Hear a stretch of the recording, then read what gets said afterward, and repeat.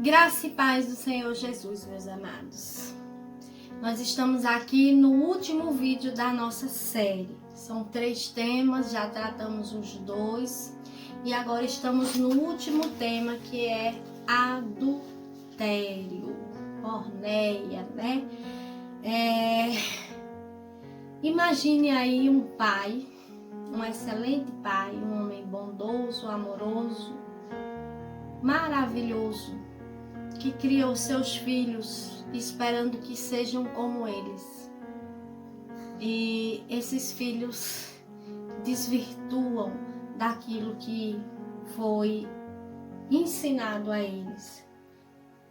Agora imagine uma situação em que você está dentro da sua casa, você é mulher, organizando ali com muito zelo as coisas do seu marido e de repente, ao olhar no celular, você vê o celular, ao olhar por um descuido, você encontra mensagens amorosas para outra mulher, para outra pessoa que não seja você. Como não fica o seu coração? Você vai pensar assim: o que foi que eu fiz para ele cometer essa traição tão terrível? Onde foi que eu errei? O que foi que eu fiz para ele fazer algo tão nojento, tão desumano comigo? É assim que quando nós passamos por essa situação, é a primeira coisa que nós pensamos. Em seguida vem a ira. Agora imagine como Deus não se sente como esse pai amoroso e como ele não se sente todos os dias quando nós sistematicamente desobedecemos, desonramos. Ele nos dá a vida, nos dá o sol, nos dá o dia, nos dá tudo o que nós precisamos e dia após dia nós fazemos a nossa própria vontade e trocamos o amor dele por amor das coisas, dos ídolos, de objetos, de qualquer coisa, menos o amor dele, que cuida de nós com tanto empenho, com tanto carinho. Isso é o adultério, né? O adultério é terrível porque ele viola a lei de Deus, ele viola o pacto que foi feito no casamento de amar para sempre. Ele viola os filhos, ele viola a família, ele viola a sociedade. Ele é terrível porque ele é um pecado que atinge a todos de forma cruel e insana, a ponto de o adultério ele é combatido pelos juristas, por juristas decentes que sabem, que amam a civilização. Uma civilização adúltera, ela tende a ruir, a cair, ela não fica de pé. É por isso que quando eu vejo chegar o dia, por exemplo, de datas como essa que passou do combate ao abuso infantil, eu vejo como uma demagogia, não das pessoas que trabalham na área, né, que trabalham com muito empenho, mas é uma demagogia da sociedade, porque a sociedade faz escárnio do casamento. Você vê nas músicas obscenas. Eu costumo dizer que o adultério é uma dor solitária, principalmente da mulher. Ela não pode dividir essa dor sequer com as pessoas próximas, porque é algo tão natural que ninguém vai entender a dor que ela está sentindo. Às vezes faz até pouco caso. Então é algo banalizado. No mínimo vão dizer, é só um caso. Mas diante de Deus isso é algo terrível. E há consequências terríveis, porque é a destruição do projeto de Deus para a família. É por isso que é o 7º mandamento: não adulterarás. E Deus está defendendo ali, não é só o casamento em si, mas é a civilização. Como vai dizer aqui o comentário, é uma proteção da paternidade. da continuação. Por isso eu não acredito nessa demagogia da sociedade, onde não se zela pelo matrimônio. Quer cuidar do abuso infantil, quer cuidar das crianças, quer cuidar dos jovens, cuide da família, guarde a família, promova eventos que promovam a família e não ridicularize essa instituição que mantém a civilização de pé. Aí sim você realmente vai estar combatendo o abuso e uma série de coisas. Mas você vai dizer, mas isso acontece mais dentro do lar. Justamente, porque por meio das músicas, por meio da mídia, por meio de tudo que você vê, estão ensinando os pais e as mães a abandonarem seus filhos e a viverem o prazer da sua vida. Então, em nome do prazer, os pais violam até os próprios filhos. É o hedonismo. A culpa não é da instituição família, mas da cultura do prazer acima de tudo. Quer saber mais? Um jurista jurista do estado de São Paulo, ele vai dizer que nós revertemos a ordem da família. Por quê? Em primeiro lugar, a família serve para procriação e manutenção do indivíduo. Como? Família não é para o seu prazer. Casamento não é para o seu prazer. É para a manutenção da civilização, da sociedade. Por meio do pai e da mãe, você vai conservar novas pessoas que irão constituir novas famílias e assim firmar uma sociedade sólida, uma sociedade baseada em princípios. E em segundo lugar é que vem o prazer. As pessoas colocam o prazer em primeiro lugar e esse em segundo lugar, e o resultado é esse que nós estamos vendo, caótico.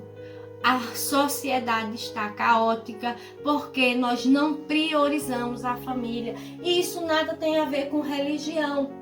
Isso é tão comprovado que na política todo dominador, todo homem que deseja dominar sabe que para dominar ele precisa destruir a família.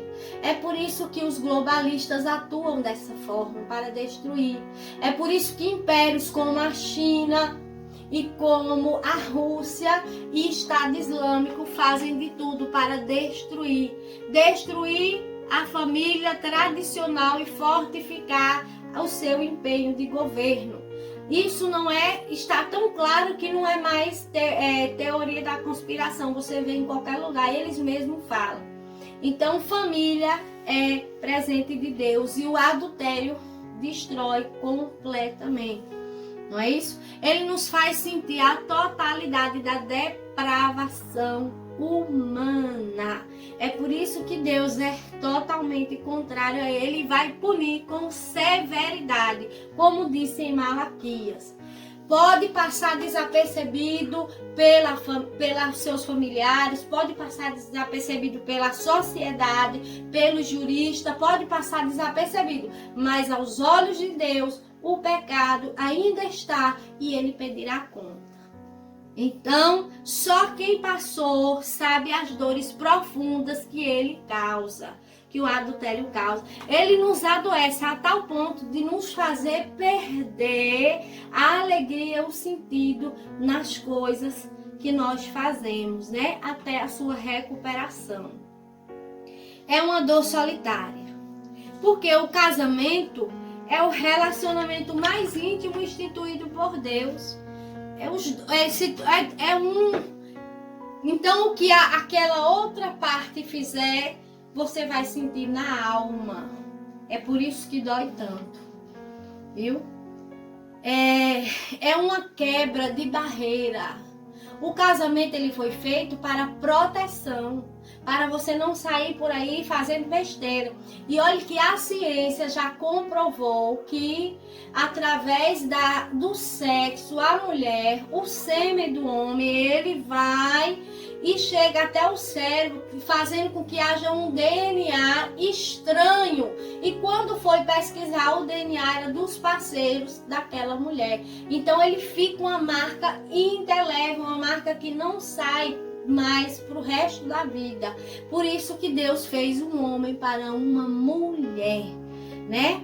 Mas por causa da imoralidade, cada um deve ter a sua esposa. Vai dizer 1 Coríntios 7, 2. O que é o adultério? O que é essa porneia? Relações sexuais com consentimento mútuo entre uma pessoa casada e outro casado, ou entre uma pessoa casada e uma pessoa solteira. A pessoa solteira vai estar cometendo a imoralidade sexual, que também é porneia. E o casado vai estar cometendo o adultério. Agora eu quero chamar a sua atenção para outro tipo de adultério. O adultério mental, viu? Que foi aquele que Jesus disse, qualquer que olhar para uma mulher já cometeu adultério. É você usar sua mente para atos de cobiça. Não cobice a mulher de outro, o homem de outro, não cobice ninguém, porque o Senhor está vendo e você está cometendo adultério ou fornicação, né? Ali algo mental, que vai ser aquela alcegeia, desejos sexuais ilícitos, cobiça, imoralidade, ok? Então, mais prostituição e todo tipo de impureza nem sequer sejam mencionados entre vocês. É a ordem do Senhor. Lutas contra os pecados pela parte ofendida. A parte ofendida também vai precisar lutar contra o pecado do ofensor. Sabe como? Vem a amargura, vem o sentimento de justiça própria, autopiedade, falta de perdão. Aí Hebreus vai dizer que nenhuma raiz de amargura causando perturbação contamine sua vida. A amargura vai lhe causar perturbação. O que é a amargura? A amargura é aquela raiva que você sentiu e você guardou, que virou ódio, virou amargura e pode virar até câncer.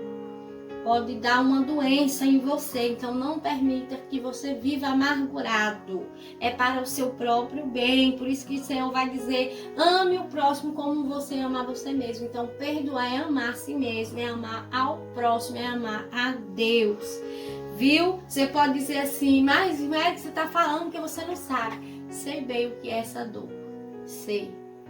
E sei também o que é perdoar, e ser livre, ser liberta, e ser feliz novamente com o meu Jesus. Então faça isso que vai fazer bem para a sua vida e para a sua alma. A falta de perdão não permite nem que você fale com Deus, porque você já foi perdoado por Deus, então você precisa perdoar. A retaliação, você vai ter que lutar contra a retaliação. Não vou fazer a comida, não vou fazer aquilo que ele está me pedindo, não vou realizar o que ele está me pedindo. E tudo isso vai trazendo consequências e vai estragando cada dia mais o seu relacionamento. Amados, não vos vingueis a vós mesmos, mas dai lugar à ira a Deus. Não te deixe vencer pelo mal, mas vence o mal com o bem. E não lançar em rosto. Perdão é aquele que você esquece, viu? É aquele que você esquece. Agora, lutas e desafios do ofensor arrependido, aquela pessoa que cometeu adultério, mas está arrependido. O que é que ela precisa fazer, homem ou mulher? Eu costumo dizer, eu sou mais radical nesse sentido. Analisar e reconhecer a gravidade do seu pecado, negar as paixões e encarar as consequências. Pedir e se arrepender nas 3 esferas atingidas. Que 3 esferas atingidas é essa? Eu já disse lá atrás. Você atingiu o seu cônjuge, você atingiu primeiramente a Deus e você atingiu a você mesmo. Então você precisa reparar nessas 3 áreas. Eu já vi pastores dizendo, psicanalista dizendo que não.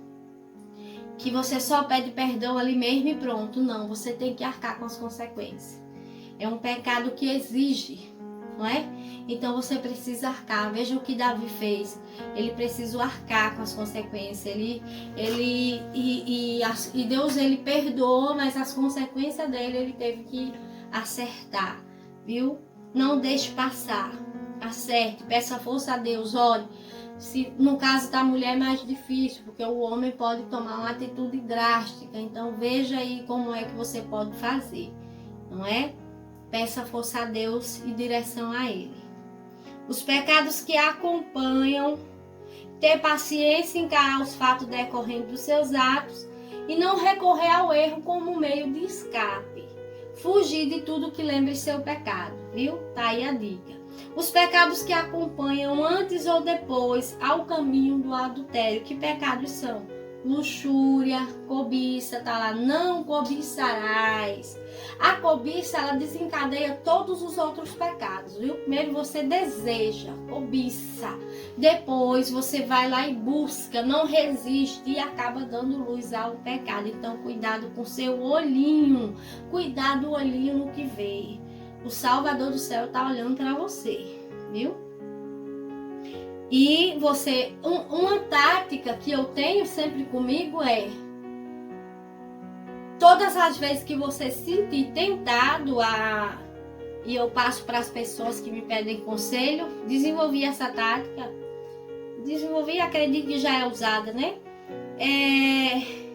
Mentalize todas as vezes que você se sentir tentado, que você vai ter que arcar com aquele pecado, confessando ele ao seu cônjuge. Rapidinho você desiste da ideia, viu? E peça força a Deus. Luxúria, rebelião, egoísmo, cobiça. Reconheça a pecaminosidade do seu coração. E esteja atento com o ver, com o desejar e com o buscar. Você vai ver lá a história de Davi, 2 Samuel. Ora, não há nada mais enganoso do que o coração do homem. Ele é corrupto, irremediável. Sua doença é incurável, já disse o profeta Jeremias. Quem é capaz de compreendê-lo? Olha como o coração da gente é terrível, é enganoso. Aí você pode dizer assim: não vou perdoar ele que ele fez. E quantas vezes você já não pecou em pensamento? É isso que você tem que analisar. Perdão, há 2 tipos de perdão, como eu disse a vocês. Há o perdão atitudinal. Essa cadeira tá uma vez. E o que é o perdão atitudinal? É uma obrigação bíblica, viu? Mesmo que não haja arrependimento por parte do cônjuge, você tem que liberar esse perdão. Se o teu irmão pegar contra ti, aqui ó, se o seu irmão pecar contra ti, perdoe-lhe. Aí os discípulos vão perguntar: quantas vezes? 70 vezes 7, que dá 600 e pouquinho aí, né? 70 vezes 7 no dia. Nem dá tempo você esperar a pessoa mostrar que se arrependeu. Você já tem que perdoar. É assim que funciona. E o perdão transicional. Por que você tem que utilizar o perdão atitudinal, a atitude do seu coração? Por quê? Porque você foi perdoado primeiro. E quando Cristo lhe perdoou, como Romanos vai dizer, você ainda estava cheio de pecado, cheio de coisa ruim, cheio de tristeza. Você fazia o que era mal aos olhos de Deus e não se arrependia por isso. E Deus, mesmo assim, lhe perdoou. Ele não esperou você mudar, ele lhe perdoou antes. Esse é o perdão atitudinal. Você precisa fazê-lo com o seu próximo. Transicional, quando há arrependimento, há uma transição. O ofendido perdoa, não é? Aí se arrepender, perdoa. Está lá em Lucas 17:3. Repreende o teu irmão, Jesus vai dizer, né? Se ele ouvir, ganhaste o teu irmão. Que repreensão é essa? É uma reprovação, você alertar ele, sem acusações, viu? Com imparcialidade, ouvir o outro lado, é necessário. Não espere sinais de arrependimento, perdoe como Cristo perdoou. Não depende de fé o perdão, depende de reconhecimento de quem você é. Como eu disse, porque quando os discípulos perguntam para ele, acrescenta a nossa fé para nós perdoar do jeito que o Senhor está dizendo aí, sabe o que é que Jesus diz? Jesus vai dizer, vocês são servos inúteis. Porque se você está fazendo aquilo que o Senhor está mandando você fazer, ainda assim você serve inútil. Por quê? Porque Deus fez tanto por nós, tanto, que nada que eu e você fizessem compara ao que Ele fez. Então reconheça quem você é e perdoe. Esse perdão independe de você voltar ou não para essa pessoa, mas de liberar perdão como um irmão em Cristo, como alguém carente de salvação, como alguém carente de Deus, viu? O que é o perdão? Mandar embora, liberar, absolver, mas quem sabe Deus não está usando aí o seu casamento como usou o casamento de Oséias, hein? Para a glória dele, para demonstrar como era que ele perdoava o povo. Então você perdoa e continua com o seu cônjuge da mesma forma que Deus perdoou e continuou amando o povo dele, cuidando. Pense nisso. É absolver, Deus vai dizer, eu não me lembro mais dos teus pecados, lancei no mar do esquecimento. Por isso você não deve mencionar, uma vez perdoado, nem para outras pessoas e nem para você mesmo. E nem para o seu cônjuge, passando na cara dele, né? Os injustos não herdarão o reino de Deus. Esse versículo deve fazer você orar pela alma dele, para que ele não pereça e vá para o inferno. Talvez se você tiver com ira no coração, você pode dizer, eu quero que ele vá mesmo, né? Mas não, o inferno é algo terrível, não tem Deus lá, não deseje isso para ninguém. Ora por ele. Veja Romanos 12, faça uma lista de ações, Romanos 12, leia e lá você vai encontrar uma lista de ações que você pode fazer por esse cônjuge que pecou contra você. Viu? Há perdão e a restauração. Aqui eu quero dar um pouco do meu testemunho pessoal. Uma certa feita, eu conversando com uma irmã, tinha acabado de participar de um congresso e eu não conseguia orar pelo meu esposo, você acredita? E fazendo esse esboço, quando estava construindo, eu lembrei desse episódio. E eu não sei porque nós tocamos em um assunto, nessa época eu cantava, ela pregou, quando terminou nós fomos para a casa pastoral e lá, não sei como, nós entramos nesse assunto e eu virei para ela e disse, eu não consigo orar pelo meu esposo. E ela me disse algo que me marcou muito, e olha que eu nasci no evangelho, passei um tempo distanciado, mas ela me disse, como é, minha irmã? Você não consegue orar pelo seu esposo e você tem a coragem de me dizer isso? Ela me repreendeu. Minha amada irmã Romana, que Deus abençoe, minha amada, por aquele dia. E eu disse, minha irmã, eu não consigo. E realmente, irmãs, eu não consegui orar pelo meu esposo. De forma alguma. Eu tinha passado algumas situações em que eu plantei na minha mente, minha carne e o diabo também, né, que ele é enganador, que não adiantava orar nessa área, porque se a pessoa quisesse fazer, ela ia fazer de todo jeito. Olha o pensamento. Tá aqui um testemunho para a sua vida.